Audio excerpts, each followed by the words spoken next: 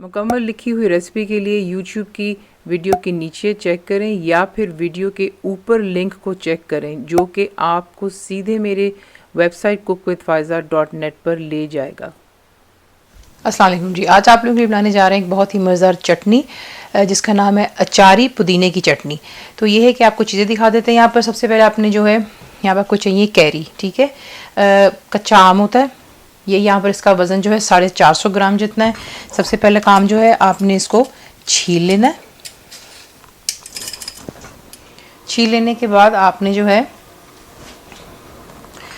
इसको इस तरीके से काट लेना है और बीच में से जो इसका सीड है वो आप रिमूव कर दीजिएगा। तो ये कि इसको इस तरीके से आप पहले काट लें और फिर आप लेंगे एक ब्लेंडर जग और उसके अंदर जो है आपने इसे डाल देना है।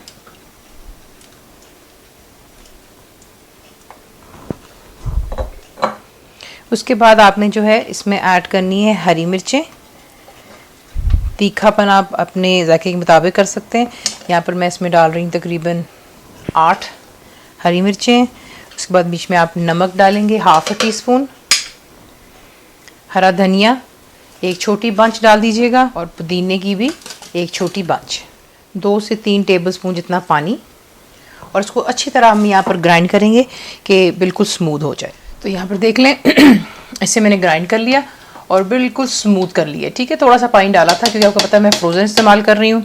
अगर आप फ्रेश भी इस्तेमाल करेंगे तो 1-2 टेबलस्पून जितना ही पानी जाएगा, ज़्यादा नहीं। यहाँ पर हमारी चटनी तैयार हो जाती है। इसको अचारी इसलिए कहा जाता है क्योंकि मैं यहाँ पर इसमें इस्तेमाल कर रही हूँ रेडीमेड अहमद का अचार है, मिक्स अचार, ठीक है। ये आप इसमें डाल देते हैं। ये तकरीबन मेरे पास यहाँ पर है 1 पाव जितना, ठीक है।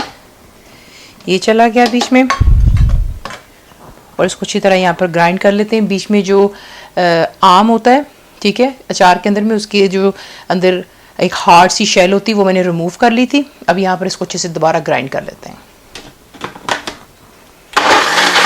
आपने इसको इतना बेसिकली ग्राइंड करना था कि बिल्कुल स्मूथ हो जानी चाहिए। ये देखें इतनी ये मज़ेदार चटनी बनती की जाने। आप इसको सर्व कर सकते हैं आलू के पराठों के साथ, मूली का पराठा हो, प्याज का पराठा हो, पकौड़े, समोसे, यहाँ तक कि आप कोई सैंडविच भी बना रहे हो जिसमें आप हरी चटनी का इस्तेमाल करते हैं तो आप इसको इस्तेमाल कर सकते हैं। बिल्कुल यूनिक रेसिपी है, तो ज़रूर ट्राई कीजिएगा। अब इसको जो हम कर लेते हैं डिश आउट। इस तरीके से आप ये चटनी बनाते हैं और आप इसको एक साफ़ एयर टाइट कंटेनर में डाल करके फ्रिज में आराम से 1 महीने के लिए रख सकते हैं। सिर्फ इसकी शर्त ये होती है कि बीच में झूठा, गीला या गंदा चमचा नहीं लगना चाहिए।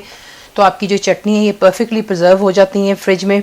और अगर आप चाहें इसको एज इट इज़ जो है सर्व कर सकते हैं। और अगर चाहें तो उसका दूसरा तरीका ये होता है कि एक आप दही लेंगे, 1 कप जितनी दही ले लें, उसमें आप अपने जायके के मुताबिक 1 से 2 टेबलस्पून भरकर ये चटनी मिला करके मिक्स कर लें। थोड़ा सा नमक और डाल लें अगर आपको नमक कम लगता है, और आप उसको उसी के से भी सर्व कर सकते हैं। तो ये हो गया तरीका। इसको रखेंगे हम फ्रिज में। रेसिपी आपको पसंद आती है तो प्लीज़ को लाइक, शेयर, सब्सक्राइब ज़रूर किया करें। कंप्लीट रिटन रेसिपी आपको मिलती है मेरी वेबसाइट पर cook-with-faiza.net पर। और उम्मीद है कि आप लोगों ने मेरी ऐप जो कि फ्री है वो भी डाउनलोड कर ली होगी। तो ज़रूर बनाइएगा। अब तक आपको कैसा लगा दुआ में याद रखें।